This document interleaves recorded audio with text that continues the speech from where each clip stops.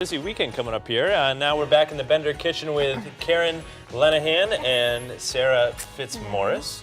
And you guys, of course, are going to be heating things up here in the kitchen today. And we have, it's very colorful. So tell us, why should we be cooking with so much color? Yeah, so the winter months are sometimes really tough. You get sort of stuck in the rut of root vegetables and potatoes, and while there's nothing wrong with all the boring stuff, all that food, it can be rich, it can be heavy, and we really wanted to bring the idea that you can really have fresh, delicious food that can be bright and sort of even just remind you of the spring and the summer when there's so much snow on the ground in the middle of February. All right, now Sarah, just because the food has a lot of color, does that mean it's always healthy? I mean, typically when you have colorful food, it is full of like your vitamins, your antioxidants, really nutritious. And a lot of people tend to forget about the leafy greens and the citrus in the winter. Like the kale that we have over there. The kale, yeah. Okay. It's a great green. It really stands up to dressings and stuff like that. So it's a great make-ahead salad. Just letting it sit in a simple dressing, olive oil, lemon juice, salt, and pepper.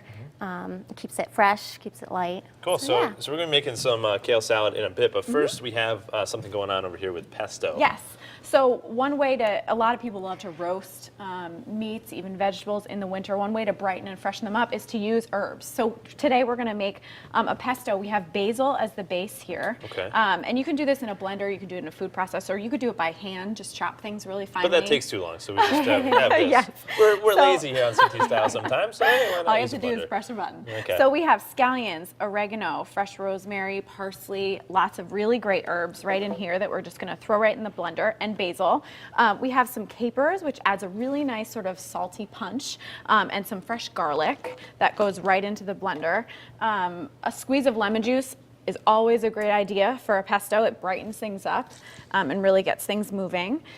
Salt and pepper, obviously, we need to season our food as we go. Yeah. And then we can do, if you want to get a little indulgent, we can do a little bit of cheese. Into the pesto. It adds a nice richness. How about a lot of bit of cheese? Can we add We could do a lot of bit of cheese. You could do whatever you want. It's your kitchen. Nobody saw it, Sarah. And just a few red pepper flakes to add a little spice to things.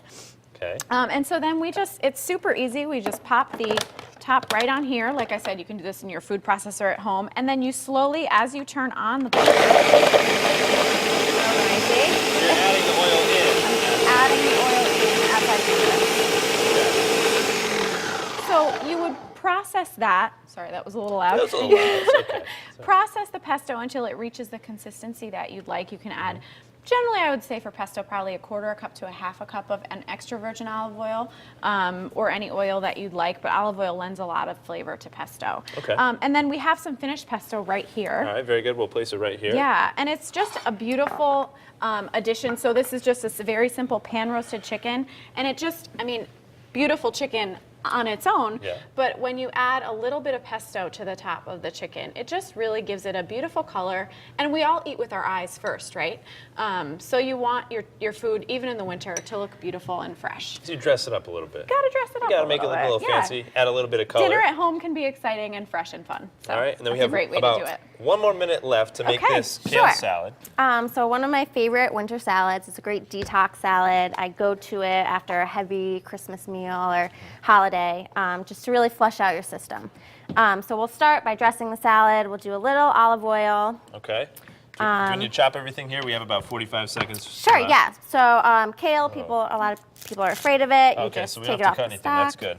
Just rip it and pour it right into the bowl. Then our lemon. Squeeze of our lemon juice. And citrus is a great thing to use in the winter with salads. Blood oranges are in season right now.